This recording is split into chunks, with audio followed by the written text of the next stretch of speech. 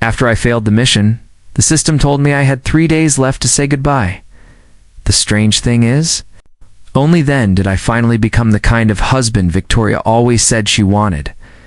I didn't argue when she stayed out all night.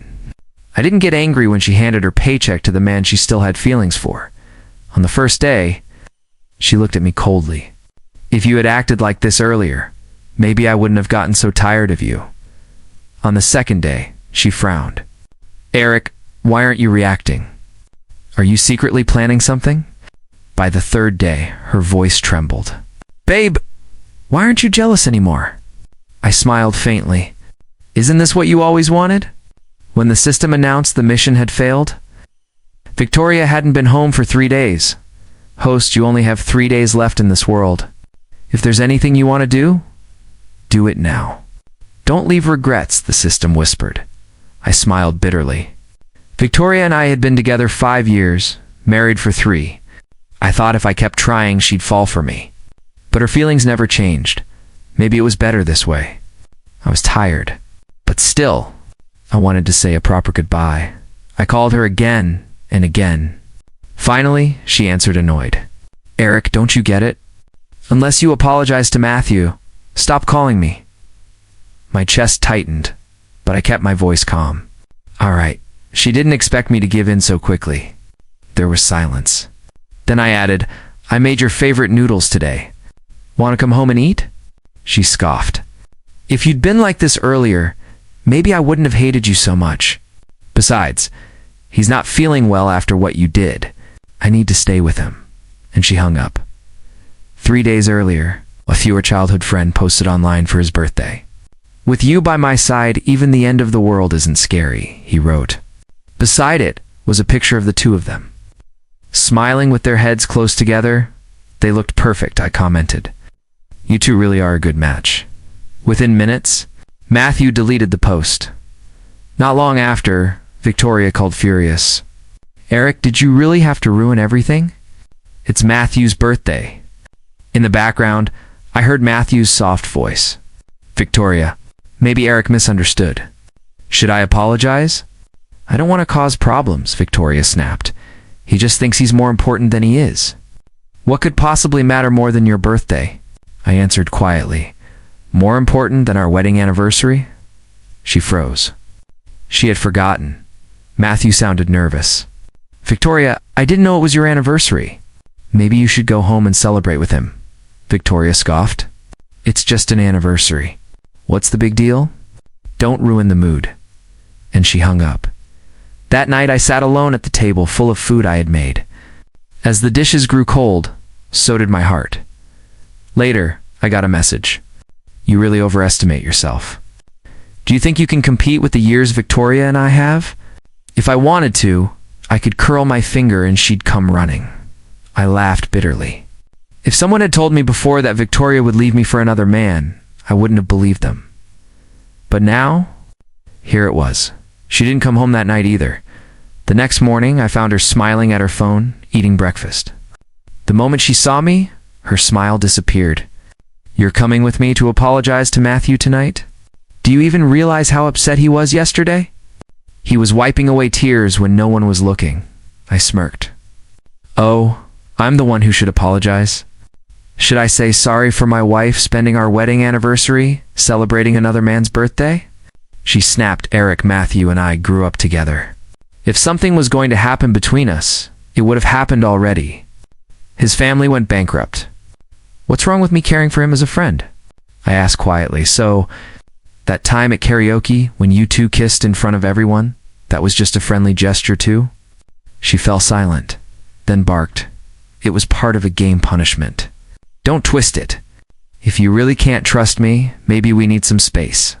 Stay home and reflect on yourself. Then she left. The gentle, patient girl I once loved was gone. From then on, Matthew's posts told me everything. I loved the beef noodles here. Watching you pick out the cilantro for me brought back old memories. Lau, he finally got on the giant swing with me. Poor guy looked terrified after. A kid asked us when we're getting married. I almost died laughing. In every picture, Victoria was glowing, happy, alive. It had been so long since she smiled at me like that. Later, Victoria arranged a party. When I walked in, mocking stares hit me from all sides. One of her friends sneered, "Well, look who it is, young Master Eric. What brings you here?" Another added, "No matter how high he acts, he still has to bow to our Victoria. Isn't he here to apologize to Matthew?" I ignored them and walked to the table. Victoria sat there like I didn't exist. Matthew sat right beside her, their arms nearly touching. I poured myself a glass of liquor. "Since everyone's here, let me say this publicly, Matthew. I offer you a formal apology. Cheers." Matthew stood up quickly, nervous. "Eric, what are you saying?" "As long as you stop making things hard for Victoria, I'm fine. No need for this formality." Victoria frowned. "What do you mean?" "He should apologize," Matthew sighed. "I've always protected you since we were kids. I won't let anyone hurt you." Matthew looked a little embarrassed and said, "Eric, just take a sip to show your sincerity." "Honestly, I'm not mad. It's all a misunderstanding. You know how Victoria is, she's always been overly protective of people she cares about. If she gives you a hard time, just tell me. I'll talk to her for you." I smiled, but stayed quiet. Instead, I raised my glass. "Matthew, I'm sorry for what happened before. I let my emotions cloud my judgment and offended you. Let this drink be my apology. I hope we can still be friends," and with that, I drank the whole glass in one go. Victoria hesitated. Only she knew I was allergic to alcohol. Her lips moved like she wanted to stop me, but in the end, she said nothing. Seeing me drink so cleanly, someone mocked, "Well, that's some sincerity, but isn't one glass too little? At least finish the whole bottle in front of you." Everyone laughed. Back when Victoria still cared about me, her friends wouldn't have dared humiliate me like this. But now that she openly favored Matthew, they had no reason to hold back. Victoria frowned and looked like she was about to speak, when Matthew said in a gloomy tone, "Sigh, it's fine. As long as Eric doesn't show up at my workplace again to slap me, I'm okay. I have to earn my own living now. If you really can't stand me, just find me in private, don't cause a scene." Victoria's voice shot up, furious. "You went to his company and slapped him? When?" "Shortly after I started working there," I said. Victoria laughed coldly, eyes like daggers. I met her gaze without flinching. "That's right. I did go looking for him." Back then, Matthew had just returned from abroad and his family had gone bankrupt. He kept coming up with reasons to keep you around. Sick and needed care. Couldn't take his medicine without someone to coax him. Feeling down and needed emotional support. At first I tolerated it. But as it went on, we argued more and more. "Victoria, I'm your husband. When you run off in the middle of the night to stay with another man, do you really think I'm okay with that? He's a grown man. He can take care of himself. Can't you focus on me for once? I want to be the one you stay with too." Sometimes she'd look at me with guilt in her eyes. But most of the time, she'd still run to Matthew without hesitation until the day he sent me a photo of them hugging in his office. That was when I snapped and stormed over. He looked at me with a smug smile.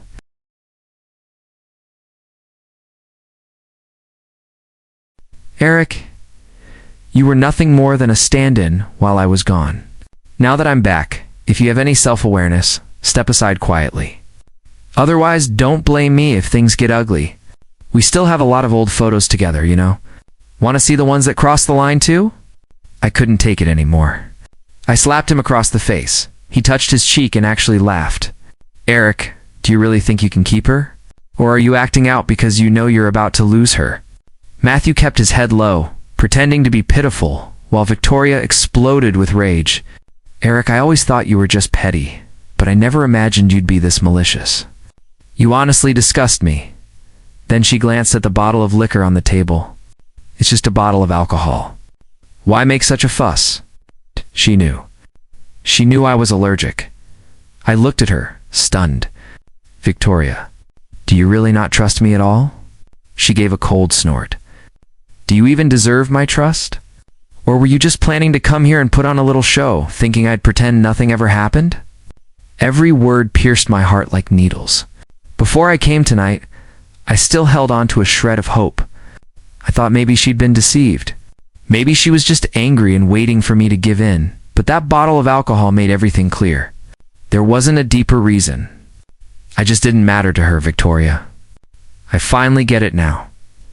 My smile trembled as tears welled in my eyes. Victoria, if I drink this bottle, does that mean everything between Matthew and me is settled? She stared at me coldly. It's not me you owe. If you want forgiveness, that's for Matthew to decide. I swallowed hard, let out a soft laugh, and nodded. Fine, I'll drink it. Just as I reached for the bottle, one of her friends finally couldn't take it anymore. Stop him. He's allergic to alcohol drinking that will kill him.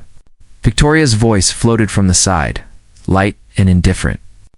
I'm not forcing him. He's doing it on his own. I gently pushed away the hand, stopping me, whispered a quiet thank you, and lifted the bottle. I drank. Tears fell as the liquor burned its way down. Consider it the price I pay for misjudging someone so badly.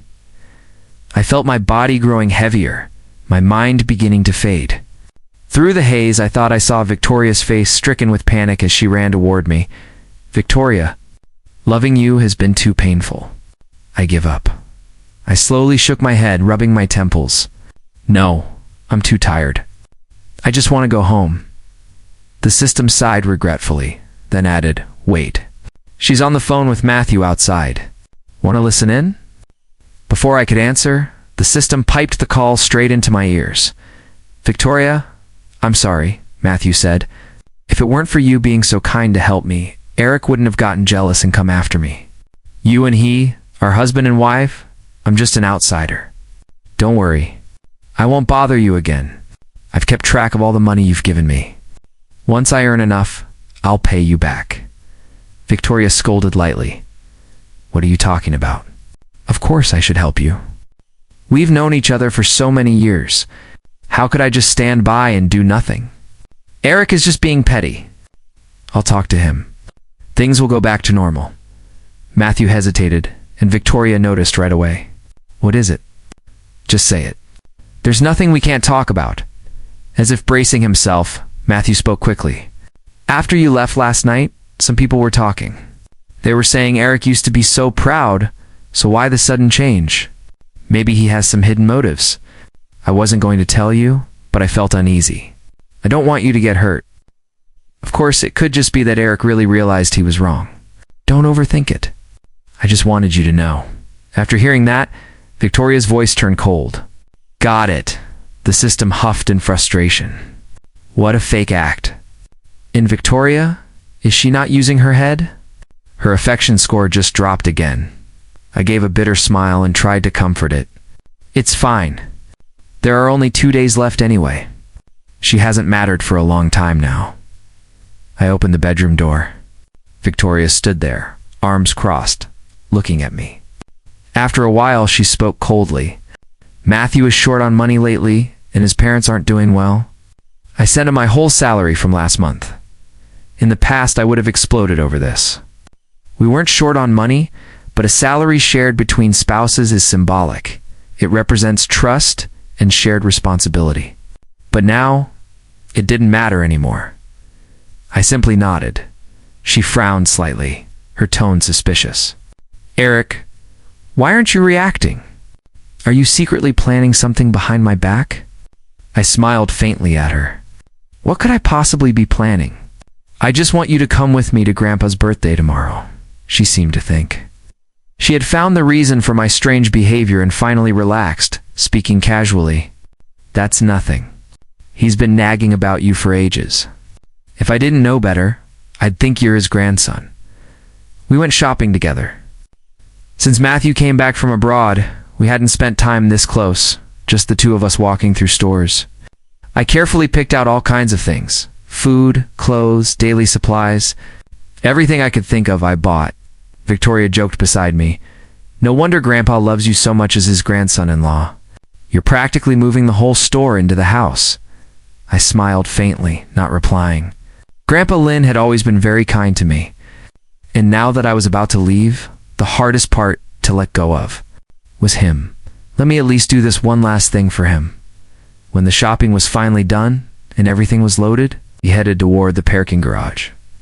Just before we reached the elevator, I suddenly remembered something. We hadn't bought knee warmers. I turned around in a hurry. Victoria thought I had left something important behind and quickly asked me what was wrong. I kept saying I'd get knee warmers for Grandpa. His legs are sensitive to the cold and I forgot something this important, I replied, frustrated at myself. Victoria laughed softly, half exasperated, half amused. That's what this is about? You've been tired lately? Probably just slipped your mind. Besides, it's the wrong season. You can't even find knee warmers now. He doesn't need them yet. When winter comes, we'll come back and get them together.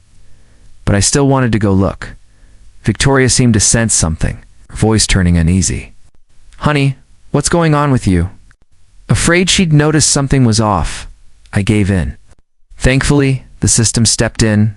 It promised to let me exchange points for the best. Warmest pair of knee pads.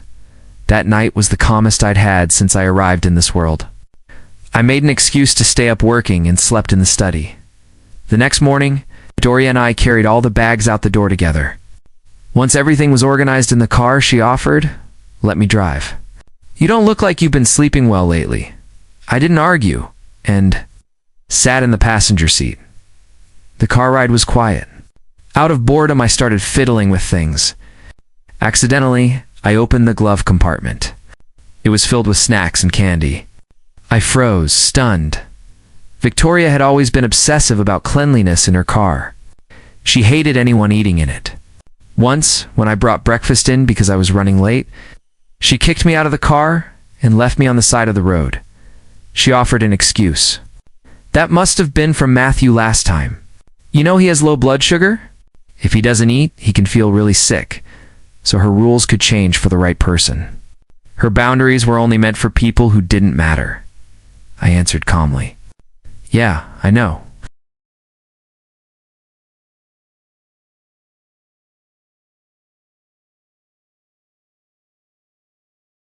But she looked unsettled, her tone uncertain. Honey, why aren't you getting jealous? I watched the scenery roll by outside the window. I was wrong before. His family went bankrupt. Life must be hard. You're right to help him. I shouldn't have been so suspicious. I won't get between you two again, she quickly tried to explain. No, that's not it. You're my husband. You've always been the most important. He helped me in the past, and I told you that. I'm just helping him get through a hard time. But I didn't bankrupt his family. Why did helping him have to mean hurting me again and again? There was a time when Victoria always stood by my side. Even when her affection score didn't meet the system's standard, I still believed in her. I believed one day we would truly fall in love. But after Matthew came back, her loyalty disappeared without hesitation. That's when I realized the version of Victoria I had fallen for, the one who chose me, was already gone. And the one in front of me now, the one who couldn't even choose between me and someone else? If it's a choice between two people, then don't choose me. Just as she was about to speak again, her phone rang. I smiled at her. You're driving. Let me answer it for you. The moment I hit the button, Matthew's anxious voice came through the speaker. Victoria, where are you? I just hit someone's car by accident. I'm really scared. Can you come here right now? Victoria's voice turned tense. What happened? Matthew responded in a panic, completely helpless. I was thinking about you while I was driving. I wasn't paying attention and I hit another car. The other driver's making a scene and demanding money. Victoria, am I going to get arrested? I could hear the chaos over the phone. It did sound serious. I let out a soft snort from the side. Matthew immediately recognized my voice. He tried to sound composed, but his tone betrayed him. Oh, you're with Eric. Sorry for disturbing you. Victoria, don't worry about me. I'll figure it out. My family's already in ruins anyway. If they want to sue me, I'll accept it. You just focus on your own life, okay? Don't keep fighting with Eric because of me. His words were so heartfelt and pitiful that even I almost wavered. Victoria, flustered, immediately tried to reassure him. Don't be afraid, She had just begun to say she'd go to him when something seemed to click in her mind. "Matthew, I'll call Jiang Liang right now and have him help you handle it. Eric and I have something urgent to do at the moment. Jiang Liang has the right connections. Just send me your location, okay?" The other end went silent, then quickly hung up. I turned to look at her, a little surprised. Then I couldn't help but laugh at myself. So it wasn't that she had no better way to handle things. It wasn't that she had to personally step in every time. She just liked the gray area, the emotional pull that stroked her fragile pride. That person she could never have when she was young was now within reach. Suddenly vulnerable, acting weak in front of her, and I realized not only was she laughable, but so was I. All those arguments I used to have with her were meaningless. She still made the call to Jiang Liang. Quickly explaining the situation, Jiang Liang interrupted her bluntly, clearly annoyed. "He's a grown man with 2 hands and 2 legs. Why are you the one cleaning up his mess? In Victoria, you have a husband, you have a family, you should keep some distance from him. His family went bankrupt because his dad stole public money to party and live large. And Matthew lived off that money for years. You know this? Eric doesn't owe them anything. Don't let yourself regret this." Hearing Jiang Liang's words, I felt a strange ache in my chest. He was right. I never owed them anything. So why was I the one getting hurt by all this? After she hung up, she glanced at me nervously and tried to explain. "Don't listen to him. I gently finished her sentence for her. "You were just thinking about all the years you've known him. You couldn't stand to see him suffer, so you wanted to help. I understand." But hearing me say that so calmly left her at a loss for words, just as we were about to arrive. Matthew called again. He couldn't hold back. "Victoria, I'm still in the car. They're all outside surrounding me." I spotted Grandpa in the distance and quickly pulled myself together. He was the one who had given me the most warmth since I arrived here. Maybe it was fate. But I always felt like we were real grandfather and grandson. I started showing him all the things I had bought, one by one. Maybe I went on too long, but I knew this would be the last time. Grandpa chuckled, glancing at the butler. "Look at my grandson-in-law today. He's more talkative than you. Is he trying to take your job?" His light-hearted teasing filled me with a warmth I hadn't felt in a long time. Time passed slowly, but Victoria still hadn't shown up. Grandpa's face darkened. He frowned and asked, "Where is she? She's not even pretending in front of me anymore." "Tell me the truth, does she always treat you like this? Just leave you alone?" I quickly covered for her. "She had an important meeting pop up last minute. She's usually not like this." "Don't worry, Gran. Pa, she's good to me." I knew those words were weak. But once I was gone, the kindness I showed today would become a weapon against her. Grandpa had never truly approved of Victoria's heir. I was the one who kept smoothing things over, keeping the fragile peace between the Lin and Law families. But after tonight, she probably wouldn't be able to hold on to that position anymore when it was time to leave. Victoria still hadn't come. Grandpa offered to have the driver take me back, but I politely refused. She promised she'd come pick me up. She'll be here soon. I walked out of the gated neighborhood. The system whispered in my ear, "Host, everything's in place. Don't worry, Victoria is hitting red lights the whole way. She would never make it in time." The thugs Matthew arranged were already waiting. When the knife pierced my body, the pain was sharp and real. Even the thug who stabbed me looked startled. My consciousness was torn away, and the system took over my phone, calling me again and again. But the only sound on the other end was that cold voice. "The number you dialed is on another call." Matthew had begged Victoria to stay on the line with him the whole time. And because of that, she cut off my last chance to live. The system told me my 3 days weren't over yet. I could remain here for a little while longer as a spirit. An hour later, Victoria finally arrived with people. When she saw me lying there in a pool of blood, her whole body shook. Her trembling fingers reached out to touch my face. Then she screamed, ordering everyone to get me to the hospital. They rushed me into the car, running red lights all the way. But when the doctor came out of the emergency room, his voice was heavy with regret. "Miss Lan, I'm sorry. Your husband has passed away. Victoria broke down screaming. No, that's not possible. He was just injured. He can't be dead. Save him. If you don't, I'll tear this place apart. And then Grandpa arrived. His grief broke through as his voice shook. Are you going to deny him even a peaceful farewell now? He waited for you for so long. Where were you? His pain turned into sobs. Child, how could you let me, an old man, bury my grandson? I held back my tears. Grandpa, I'm sorry. In the next life, let me be your real grandson and make it up to you. Victoria collapsed on the floor, broken.